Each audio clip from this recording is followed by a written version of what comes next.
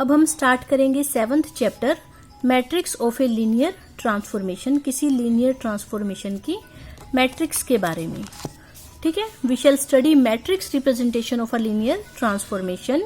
किसी linear transformation की matrix representation के बारे में पढ़ेंगे रिलेटिव टू ऑर्डर्ड बेसिस। सबसे पहले है कोऑर्डिनेट वेक्टर की डेफिनेशन। मान लो बी बेसिस है वेक्टर स्पेस वी की, यू कोई एलिमेंट है वी का, तो वी के हर एलिमेंट को हम बेसिस के कॉम्बिनेशन में लिखते हैं। तो सपोज हमने स्मॉल यू को u1 u2 un के कॉम्बिनेशन में लिखा, स्केलर्स आए a1 a2 an। तो इन a1 a2 an स्केलर्स को क्या कहा जाएगा? Coordinate vector. ठीक है, और जब हम इसको कॉलम फॉर्म में लिख दें, मान लो इन स्केलर्स को a1 a2 an को, तो इसको हम डिनोट करते हैं इससे। इसको पढ़ते हैं coordinates of u relative to the basis b। ठीक है, coordinates of u relative to the basis b, और इसको हमने कॉलम फॉर्म में लिखा है। जब u एलिमेंट को हमने b बेसिस के लीनियर कॉम्बिनेशन में लिखा, तो जो स्केलर्स आए उनको हमने कॉलम फॉर्म में लिख दिया। इसको पढ़ते हैं coordinates of u relative to the basis b। अब है हमारे पास matrix of a linear transformation relative to ordered basis. पहली बात तो ऑर्डर्ड बेसिस क्या है? ऑर्डर्ड बेसिस का मतलब बेसिस जिसमें एलिमेंट्स का ऑर्डर फिक्स हो। एलिमेंट्स का ऑर्डर हमने फिक्स किया हुआ है, एलिमेंट्स को हम आगे पीछे नहीं कर सकते। अब है कि किसी लीनियर ट्रांसफॉर्मेशन की मैट्रिक्स का क्या मतलब है रिलेटिव टू ऑर्डर्ड बेसिस। मान लो टी यू से वी तक कोई लीनियर ट्रांसफॉर्मेशन है। यू की बेसिस है मान लो बी, वी की बेसिस है मान लो बी डैश, बी में एलिमेंट लिए u1 u2 un, B dash में एलिमेंट्स लिए v1 v2 vm। ठीक है, और ये दोनों हमने ऑर्डर्ड बेसिस ली है, मतलब कि इन बेसिस में जो एलिमेंट्स का ऑर्डर है वो फिक्स है, उसको हमें चेंज नहीं करना। रिपीट कर रही हूँ, टी एक लीनियर ट्रांसफॉर्मेशन है u से लेके v तक। u और v दोनों वेक्टर स्पेस हैं over the same field f। b basis है u की और b डैश बेसिस है v की। नाउ u1 u2 un किसके एलिमेंट्स थे? u के। उनके ऊपर t लगा दिया तो वो किसके एलिमेंट्स हो गए? v के। लेकिन v की बेसिस कौन थी? v1 v2 vm। बेसिस है, इसका मतलब ये स्पैन करता है v को। इसका मतलब हम v के हर एलिमेंट को v1 v2 vm के लीनियर कॉम्बिनेशन के रूप में लिख सकते हैं। तो क्योंकि ये सारे एलिमेंट्स हैं v के, तो t ऑफ u1 को भी हम इनके कॉम्बिनेशन में लिख सकते हैं, t ऑफ u2 को भी हम इनके कॉम्बिनेशन में लिख सकते हैं, और t ऑफ un को भी हम इन सब के लीनियर कॉम्बिनेशन के रूप में लिख सकते हैं। तो सपोज हमने इनको लीनियर कॉम्बिनेशन के रूप में लिख दिया। किस किस को? t ऑफ u1 को, t ऑफ u2 को, t ऑफ un को, इन सब के लीनियर कॉम्बिनेशन के रूप में लिख दिया। ठीक है, अब जो ये हमारे पास स्केलर्स आए थे, जो t ऑफ u1 के स्केलर्स आए, t ऑफ u1 को इनके कॉम्बिनेशन में लिखने पर जो स्केलर्स आए उसकी हमने बना दी पहली कॉलम। t ऑफ u2 के कॉरस्पॉन्डिंग जो स्केलर्स आए उसकी हमने बना दी सेकंड कॉलम, और t ऑफ un के कॉरस्पॉन्डिंग जो आए उनको हमने बना दी लास्ट कॉलम। ठीक है, first column, second column, nth column. तो इस मैट्रिक्स को क्या कहा जाता है? Matrix of t with respect to ordered basis b and b dash. ठीक है, this matrix is called matrix of t with respect to ordered basis b and b dash. ठीक है, t ऑफ u1 के जो scalars आए थे उसकी पहली कॉलम, t ऑफ u2 के कॉरस्पॉन्डिंग जो स्केलर्स आए थे उसकी दूसरी कॉलम, और t ऑफ un के कॉरस्पॉन्डिंग जो स्केलर आए थे उसकी nth कॉलम। इसमें रो कितनी है? m रो है और n कॉलम है, तो इसका ऑर्डर कितना आया? m cross n। और इसको लिखते ऐसे हैं t b b डैश। ठीक है, और इसको कहते हैं matrix of t with respect to ordered basis b and b dash. ठीक है, जिसमें b किसकी बेसिस थी? u की, b डैश किसकी बेसिस थी? v की, और m क्या था और n क्या था? u की बेसिस में n एलिमेंट थे और v की बेसिस में m एलिमेंट्स थे। इसका मतलब m किसको रिप्रेजेंट कर रहा है? डायमेंशन ऑफ v, और n किसको शो कर रहा है? डायमेंशन ऑफ u को। v की बेसिस में m एलिमेंट्स थे और u की बेसिस में n एलिमेंट्स थी। ठीक है, तो इसका मतलब जब हम ये मैट्रिक्स लिखते हैं तो उस मैट्रिक्स का ऑर्डर क्या आता है?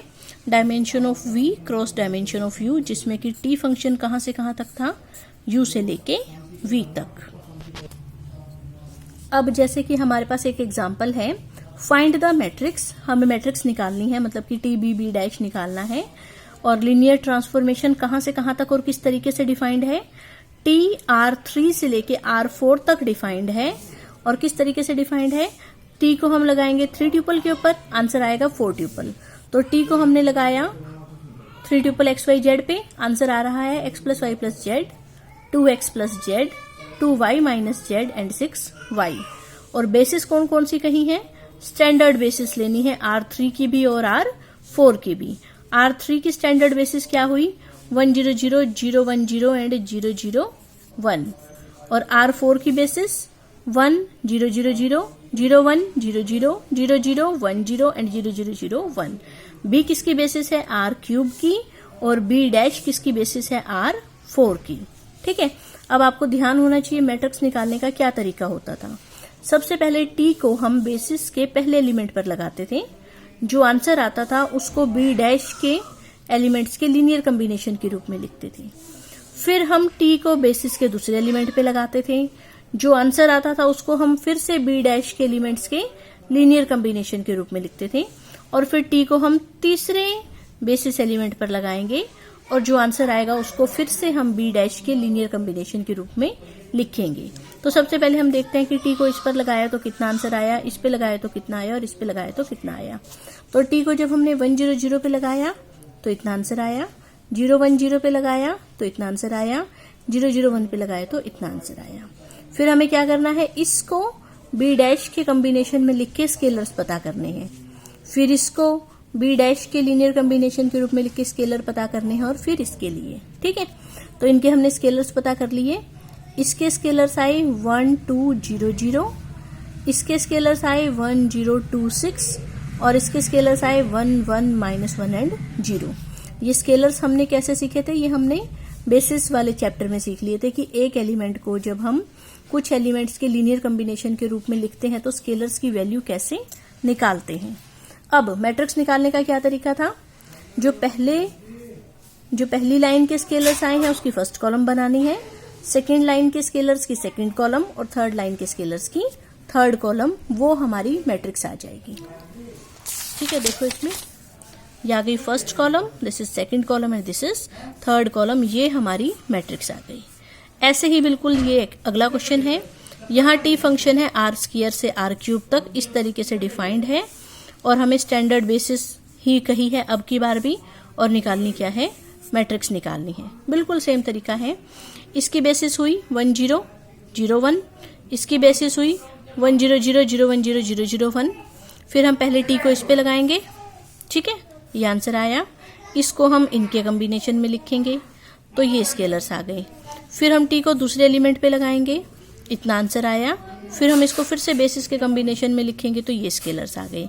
पहली बार के जो स्केलर आए थे वो पहली कॉलम, दूसरी बार के जो स्केलर्स आए थे वो दूसरी कॉलम, तो ये हमारी क्या हो गई, मैट्रिक्स।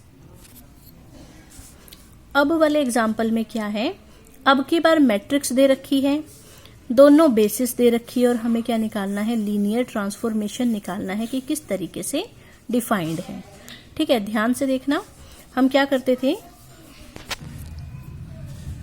तो कैसे करते थे हम इसको, हम t को पहले बेसिस एलिमेंट पे लगाते थे, और जो आंसर आता था उसको इसके कॉम्बिनेशन में लिखते थे। जो स्केलर्स होते थे वो पहली कॉलम होती थी।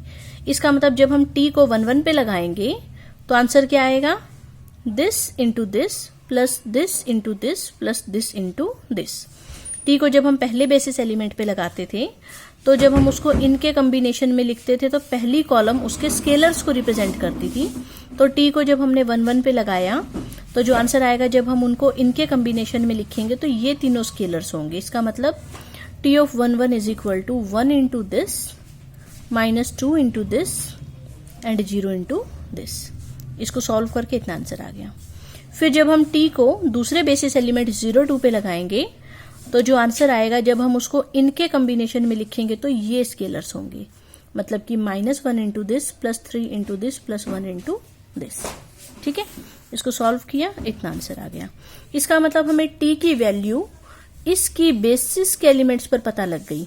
पहला बेसिस एलिमेंट है 1 1, उस पर टी इतना आंसर दे रहा है।